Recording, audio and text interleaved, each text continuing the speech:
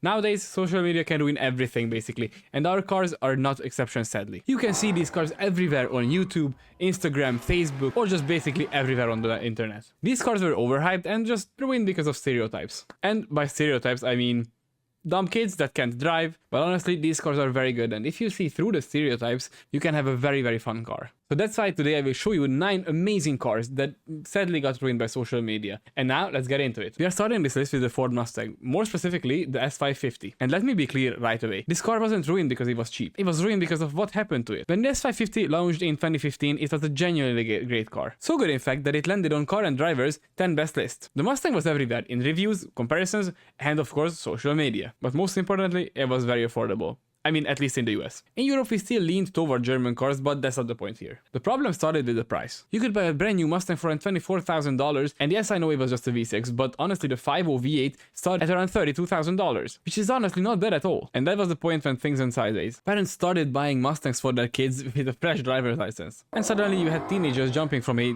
80 horsepower Kia Rio straight into a rear-wheel drive V8 producing 435 horsepower and 540 Newton meters of torque. That's just a recipe for disaster. And we have all seen those videos. Yes, the ones where Mustangs leave the car meets sideways, sliding into crowds, and crashing in the dumbest ways possible. Because of that, social media turned the Mustang into a meme, and sadly, that image pushed serious car enthusiasts away from it. Not because it was bad, but because of the reputation around it was. But finally today, it looks like the Mustang is kind of coming back. The new Mustang came out, prices have dropped, the hype has cooled down, and the people buying them now actually want the car for what it is. And maybe, just maybe, the Mustang is finally climbing out of a hole social media pushed it into. Number 8 on the list is the NA Mazda Miata. You knew this one was coming. And honestly, this might be one of the most painfully ruined cars on the entire list. Not because the car is bad, it is far from it, but because of what it became on social media. Before we get into it, let's be clear. The Miata NA is an amazing car. Lightweight, rear-wheel drive, perfectly balanced and genuinely fun to drive. It was never about horsepower, it was about feel, connection and simplicity. And then social media got involved. Somehow the Miata turned into an anime mascot. Anime itself is not a problem in here. The problem is the cute and dumb modifications that completely changed how this car is perceived. The pop-up headlights with googly eyes,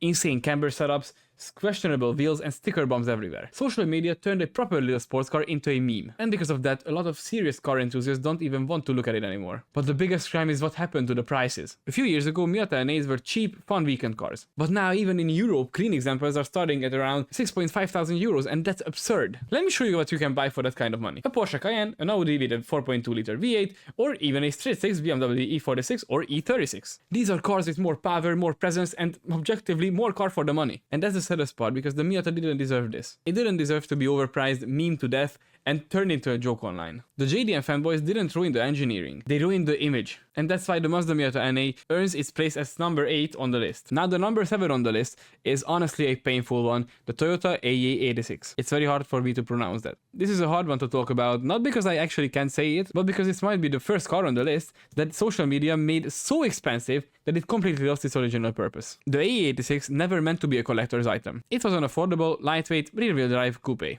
Simple, fun, disposable even. And then Initial D happened. Now don't get me wrong, Initial D is legendary. It introduced car culture, drifting, and Japanese performance cars to an entire generation. But it also turned the AA86 into a myth. Suddenly everyone wanted a Trueno or a Levin. This made the prices skyrocket. Cars that were once dirt cheap became untouchable. Today it's almost impossible to find a Trueno for sale. Trust me, I tried everywhere. And now here's the uncomfortable truth. Stock, the AA86 is not fast. The handling is, yes, fantastic, but power-wise, it's very weak. So what do people do?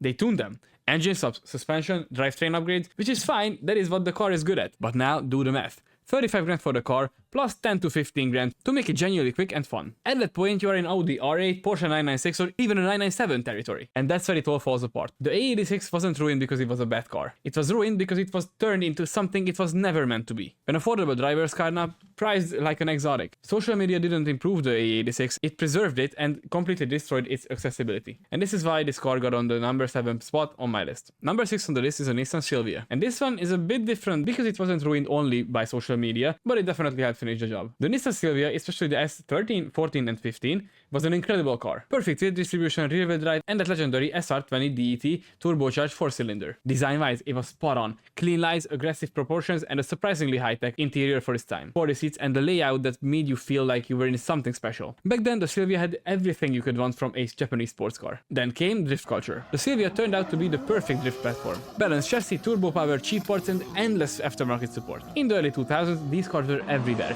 and more importantly, they were cheap. And that's where the story starts to change. As drifting exploded online, Silvias became the star of the show. Build videos, drift edits, demand went up, supply went down, and prices followed. Today, a clean Silvia sits around 30,000 euros, and the sad part is that this car was built to be affordable, modifiable, and driven hard, and now it became inaccessible for regular car enthusiasts. The Silvia didn't just become expensive, it became a collector's item. And just like many other Japanese sports cars on the list, the Nissan Silvia wasn't ruined because it was bad, it was ruined because everyone wanted one at the same time. So this is why the Silvia takes the 6th place on my list. Number 5 on the list is the Nissan 180 SX. And if you know cars, you already know where this is going. And that's exactly why it was special. It was affordable, simple, rear-wheel drive, and incredibly easy to modify. Lightweight chassis, great balance, and turbo power thanks to the CA18 DET. And of course later the SR20 DET. It wasn't flashy or rare, it was just genuinely a good car. Back in the day, the 180 SX was everywhere. Cheap to buy, cheap to maintain, and perfect for drifting, street builds, and daily driving. You could drive it hard, break it, fix it, and do it all over again. Then drift culture went global, and social media followed. Suddenly, the 180 SX became a star. Instagram edits, YouTube builds, everyone wanted this lifestyle. The problem? There were only so many 180 SXs left. Years of drifting, crashing, cutting them up, and neglect took their toll. Clean examples disappeared, and as soon as they did, prices exploded. Today, finding a clean 180 SX is a nightmare. And when you do actually find one, prices start from 15,000 euros. For a car that was once considered cheap and disposable, it is a lot of money. And that's where it hurts, because the 180 SX was never supposed to be a collector's car. It was meant to be driven, modified, and enjoyed without fear. But now people are scared to touch them, scared to drift them, scared to even modify them because it's so expensive. Social media didn't just make the 180 SX popular, it made it untouchable. Now let's get into something more American in the 4th place. This is the Dodge Challenger. And just like the Mustang, this car wasn't ruined because it was bad. It was ruined because of how it was used and shown on social media. The Challenger became famous online for all the wrong reasons. Street takeovers, car meets turning into chaos, cars hitting people, crashing into crowds, and fatal accidents.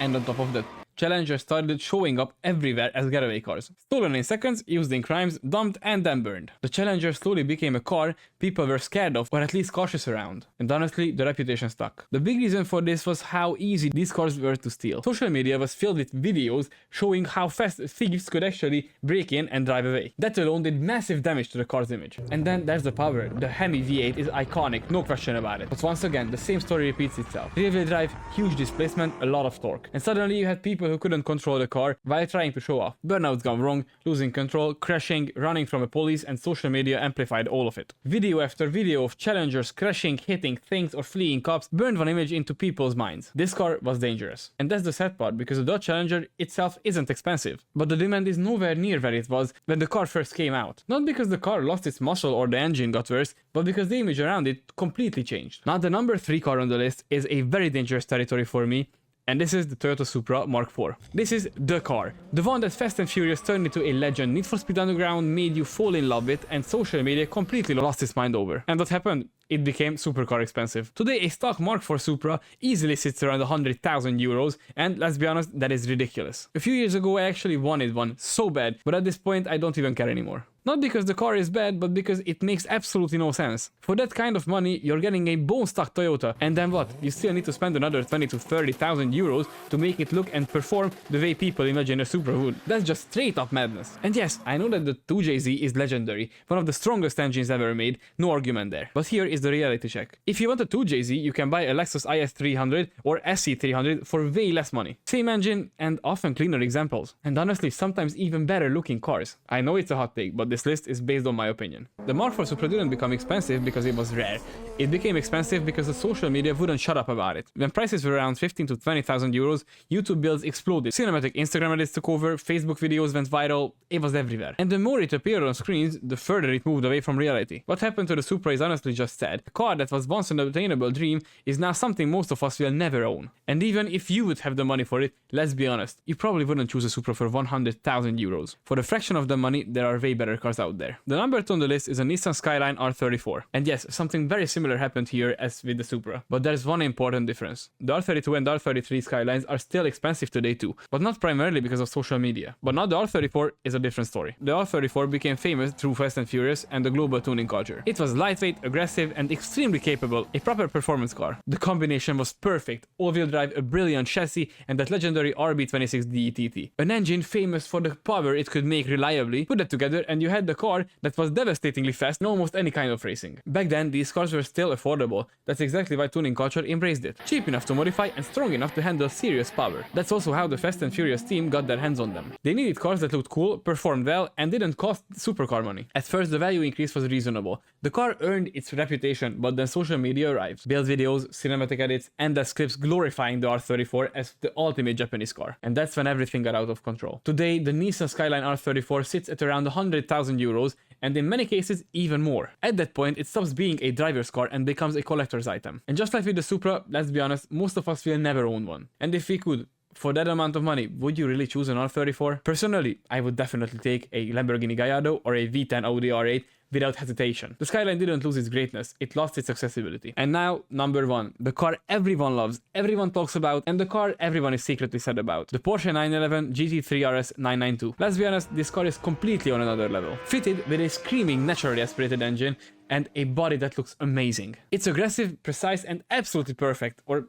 at least it was. The GT3 RS didn't become ruined because it was bad. It became ruined because social media turned it into the ultimate trophy car. Everyone wanted one, and the people who could actually afford it got one. Instagram and Facebook were flooded with delivery videos. YouTube was full with rebuilds, spec reveals, and I finally bought my dream car titles. The GT3 RS was everywhere. And then came the allocation game. You couldn't just walk into a Porsche dealership and get one. You had to buy multiple Porsches first, build an actual relationship with the dealer, spend insane money just for the privilege of being allowed to buy a GT3 RS. And of course then people started crashing them. This is how YouTube really got involved. The problem with the GT3 RS isn't only social media, it's the price. Porsches used to be affordable exotics below that 100,000 euro mark. They were cars you could realistically dream about. But now the 992 GT3 RS starts at around 275,000 euros, and the Weissach package pushes that even higher. And this is on top of the other Porsches you need to buy to actually be able to buy this one. This is not aspirational anymore, this is unreachable. Now let's be real, these cars will never be available to me, to you, or to most people watching this video right now, unless you're making 6 figures every single month. The hype got too big, the prices went too high, and the GT3 RS crossed the line from dream car to museum piece. It is still incredible, fast, and one of the best driver's car ever made, but it is not as cool as it used to be. And this is why the Porsche 911 GT3 RS 992